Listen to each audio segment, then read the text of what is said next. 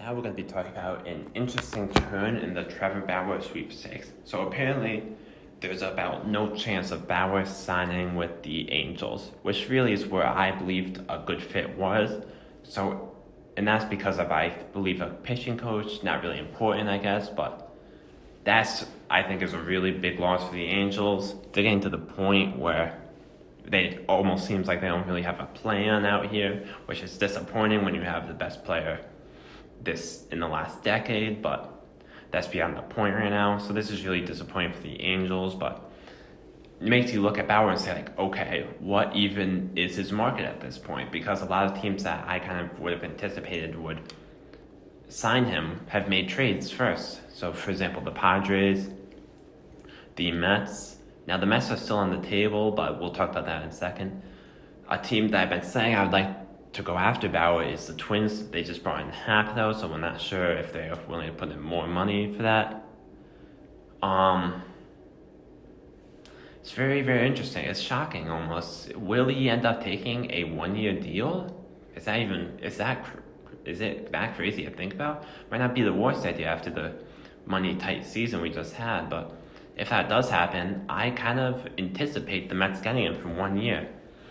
Now, the 1 year would have to be for like a ridiculous amount of money, and rightly so.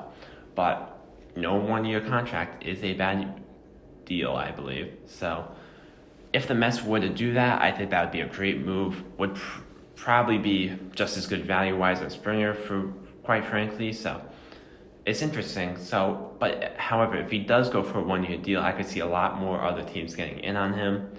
So we'll have to see what happens. We have not seen much of a market, and it's shocking to say the least that such a premier pitcher is just being left out there to dry right now. Like, let's go through, like, the Padres have no room left in their rotation. The Mets barely really do. It's just so shocking to me that a guy with a 3 WAR and a 1.73 ERA last year has basically no suitors.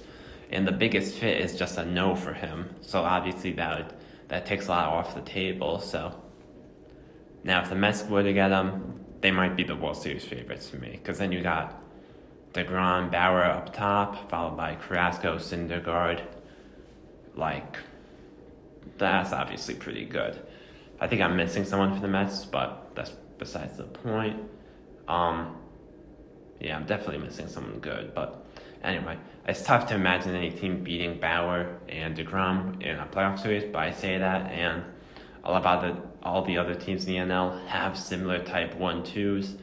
For example, we look in the East as well. We see that the Braves have Morton, and then who's the young kid they just had? They have Morton and a plethora of other guys, Soroka, among others. We'll get back to that.